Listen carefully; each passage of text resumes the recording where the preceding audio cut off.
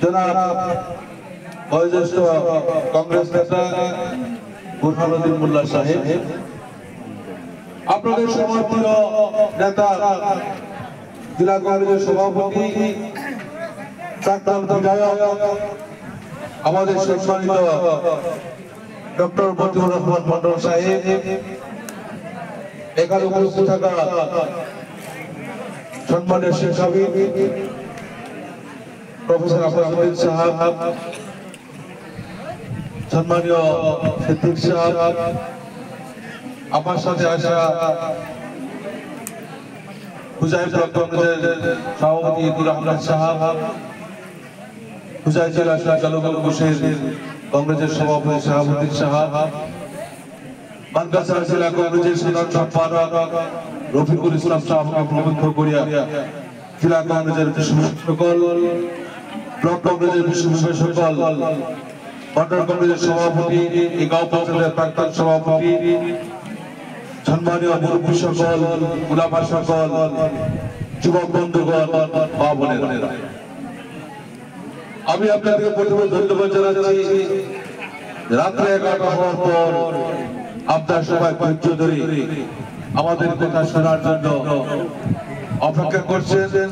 নিশ্চয়ই আপনারা সবাই কংগ্রেসী আর কংগ্রেস চান, তাই আপনারা এখানে অপেক্ষা করছেন। আমি শুকরিয়া আদায় করছি, আপনাদেরকে ধন্যবাদ জ্ঞাপন করছি। আমি লম্বা বক্তব্য কিছু আলোচনা করব। আজকে থেকে 2 বছর আগে সরকার এসিপি আর বিজেপি দলের সরকার করার পর বটদ্রবাতে একজন মাছ ব্যবসায়ী রাত্রেও যাইতেছিলেন রাস্তার বটদ্রবা থানার পুলিশে ওকে ধরে নিয়ে গেল। ভালো ভালো ধরে নিয়ে গেছে, সকালে তার ডেড বডি। আর এই ঘটনা যখন সারা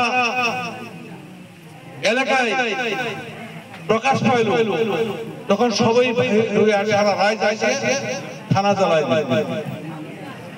সরকার করল। ওই বিজেপির পরিয়ালে সমস্ত ঘর বাড়ি ফুলডোজ এলাকা ভেঙে দিল, তাদেরকে অ্যারেস্ট করল। এই যে অত্যাচার বিজেপি দলের সরকারে করলো, আপনারা চান কি যে বিজেপি শাসন থাকুক? আপনারা তাদেরকে ভোট দিবেন? নিশ্চয় দিবেন না। অত্যাচারী বিজেপি শাসকের বিরুদ্ধে আপনারা ভোট লাগবে।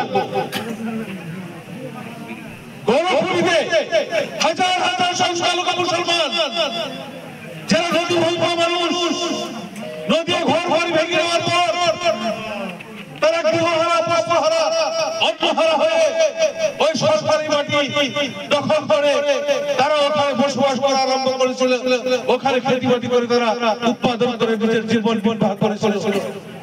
কংগ্রেসের শাসনকালে ওখানে ওই মানুষগুলোকে বসাইছে।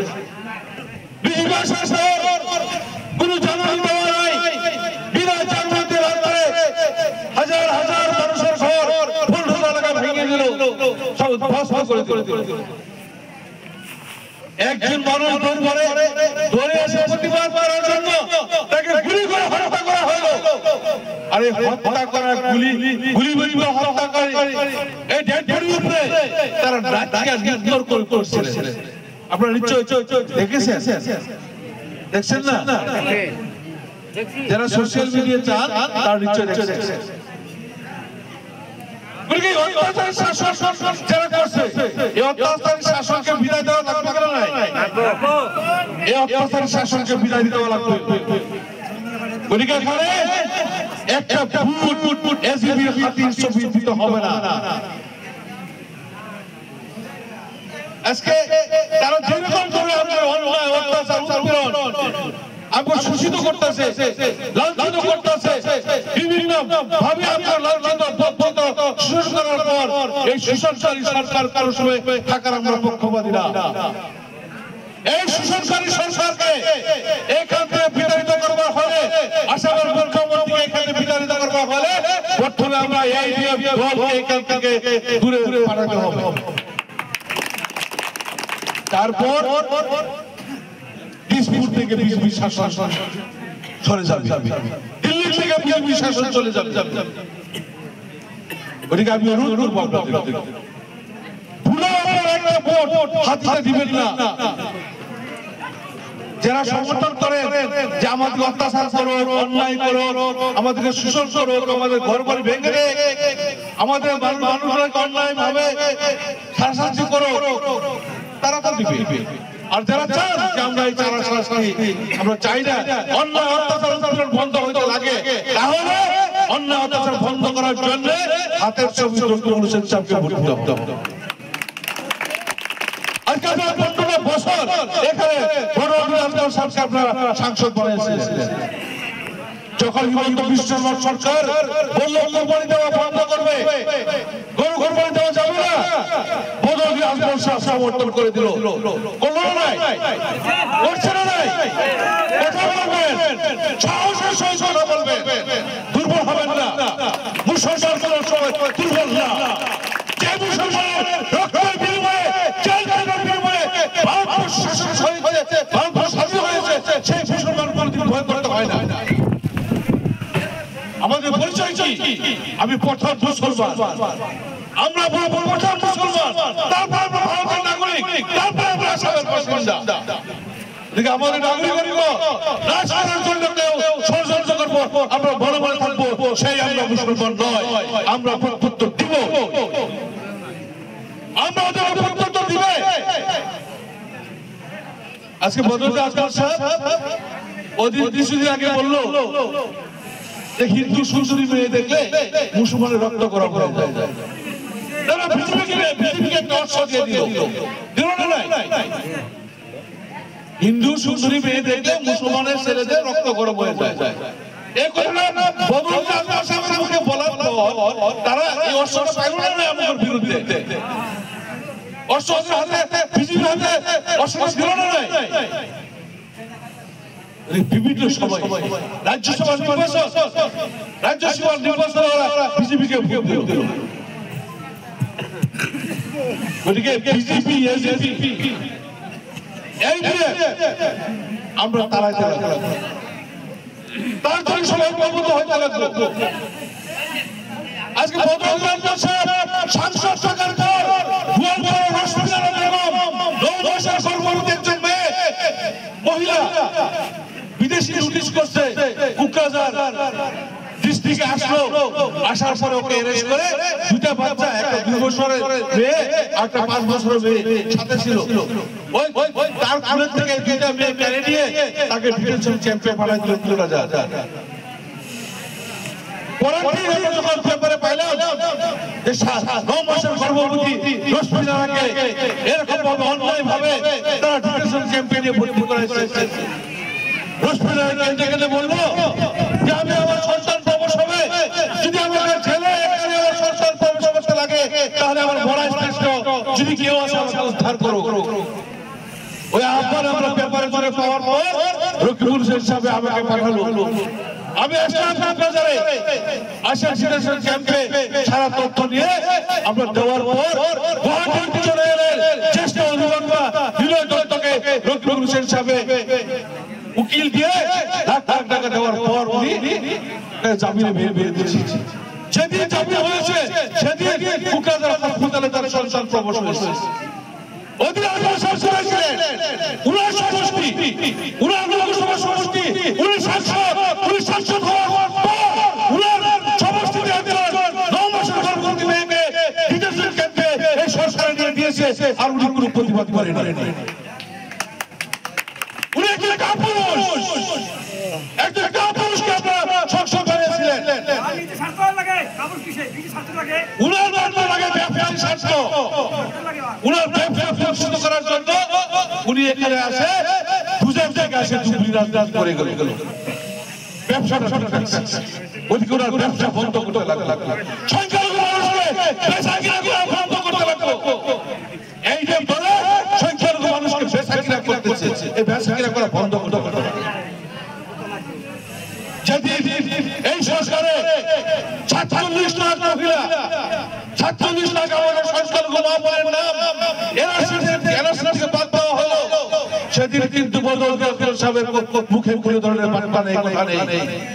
রকিবুল হোসেন সাহেব গুয়াহাটি হাইকোর্টের সমস্ত উকিল ওনার ঘরে ডেকে আলোচনা করার পর আমরা দিল্লিতে জমিয়তুল উলামা সর্বভারতীয় জমিয়তুল উলামা সভাপতি বলে আশরাফ চৌধুরী সাহেব, আসাম জমিয়তের সভাপতি বলে মুস্তাক আনফর সাহেব, রকিবুল হোসেন সাহেব, আমরা একসাথে আমাদের গোয়ালপাড়ার বিধায়ক একে রশিদ আলম আমাদের সাথে ছিলেন। আমরা গিয়ে আমরা 5 জন উকিল দিয়ে এই কেস করে আমাদের 47 লাখ মা বোনকে এনআরসিতে রক্ষা করে এনআরসির দাম দোকানে হলো একমাত্র রকিবুল হোসেন সাহেবের উসিলায়। রকিবুল হোসেন সাহেব একজন যোগ্য নেতা, আসামের সংখ্যালঘু নেতা একমাত্র রকিবুল হোসেন। আজকে কংগ্রেসের নেতারা ওনাকে জুলুস এখানে আনে দিছে যে বদলকে হারায় সংখ্যালঘু মানুষ রক্ষা করে রাখবো, আর সংখ্যালঘু মানুষ রক্ষা করার জন্য একমাত্র আসামের নেতা রকিবুল হোসেন সাহেব। আমাদেরকে সুরক্ষা তো আল্লাহ দিবে, সুরক্ষা মালিক আল্লাহ, কিন্তু উসিলা লাগবে, সেই উসিলা রকিবুল হোসেন সাহেব। আমি আপনাদের অনুরোধ করব, আপনারা সবাই আজকে একটা দায়িত্ব নিতে হবে যে আপনারা প্রত্যেকে একজন রকিবুল হোসেন হয়ে প্রত্যেকজন ভোটারের ঘরে ঘরে গিয়ে এই ভাগগুলি পেশ করে প্রত্যেকজন ভোটারের আগামী 7 তারিখে ভোট কেন্দ্রে উপস্থিত হয়ে হাতে ছবি বিধান দিবে রকিবুল হোসেন সাহেবকে বিপুল ভোটে আপনারা জয়যুক্ত করে দিলেন। সেই দায়িত্ব আপনারা সেই দায়িত্ব যদি আপনারা দিয়েছেন, দুই হাত করে আপনারা সবাই বলেন, দুই হাত উপরে করেন, সবাই বলেন যে আল্লাহ তুই আমাদের কওমকে বাঁচানোর জন্য এখান থেকে লোকসভা থেকে রকিবুল হোসেন সাহেবকে জয়যুক্ত করে দিল্লি পার্লামেন্ট পাঠিয়ে দিল্লি ভারতবর্ষের সন্তান হিসেবে আমাদেরকে দিয়ে আমাদের কওম আমাদের জাতিকে রক্ষা করার জন্য তুমি তৌফিক দান করো। প্রত্যেকে সেই দোয়া করবেন ইনশাআল্লাহ। নিশ্চয়ই আল্লাহর রহমতে দুপুরি লোকসভা যে গণনা বিধানসভা সমষ্টি প্রত্যেকটা সমষ্টিতে আছে কংগ্রেস জয় জয় জয় জয় জয় অবস্থা। আমি অনুরোধ করব এই বানবাসার সমষ্টি থেকে যা ভোট হবে এখান থেকে যাতে আমরা প্রশাসন পরিষদ ভোট দিয়ে বলি আপনার দুপুরি লোকসভার আপনাদের সমষ্টি দিতে পারে, তার জন্য সবাই আপনারা করবেন বলে আমি অনুরোধ করব। আমরা গত নির্বাচনে একটা ভুল পেয়েছি, আমাদের ভুল সিদ্ধান্ত হয়েছে। যদি ওই সময় অ্যালায়েন্স করা না হতো তাহলে আজকে মজিবুর রহমান সাহেব এমএলএ থাকতো, আসাম সরকার বিজেপি আসতে পারলো না। ওই ভুলের জন্য বিজেপি তাদেরকে ব্যবহার করলো, তারা বলে দিল এই টাইমে বলে দিল এইবার লম্বাই টুপি দাঁড়িয়ে সরকার হবে। এই কথা বলার পর হিন্দু মানুষ সব একসাথে হয়ে যাবে। আমরা আসামে আছি 35%, ওরা আছে 65%। ওদিকে আমি লম্বা চলা করতেছি না, তবে খাস করে দোয়া করবেন। আরেকটি অনুরোধ রাখবো আপনারা চারিবাজার ভিতরে সবাই কেন্দ্রের ভিতরে চলে যাবে, বাউন্ডারির ভিতরে চলে যাবে। কারণ এই সরকার যেখানে সঞ্চালন করছে ওখানে তারা আইনগুলি কঠোরভাবে ব্যবহার করে। বাউন্ডারি যদি বাইরে থাকে 5টার পরে বাউন্ডারিতে আপনারা কেউ ঢুকতে পারবেন না। ওদিকে বাউন্ডারি 4:30টার সময় সব মানুষ যারা ভোট বাকি থাকে সব বাউন্ডারির ভিতরে ঢুকে যাবে আর কুপন নিয়ে নেবে। কুপন নেওয়ার পরে কুপন যাদের হাতে থাকবে রাত 12টা হলেও হিসাব অফিসারে আপনাদের ভোট দিতে হবে। এইটা সজাগ থাকবে সবাই। তবে আর লম্বা করতেছি না, আজকে রাত্রে 11:10 আপনারা এখানে বসে কংগ্রেস দলের প্রতি রকিবুল হোসেন সাহেবের প্রতি যে ধরনের মায়া মমতা আপনারা পরিবেশন করলেন তার লেগে সবাইকে আমরা কৃতজ্ঞতা জানাচ্ছি, ধন্যবাদ জানাচ্ছি, শুকরিয়া আদায় করছি। আর সবার সহযোগিতা কামনা করে দোয়া কামনা করে আমার বক্তব্য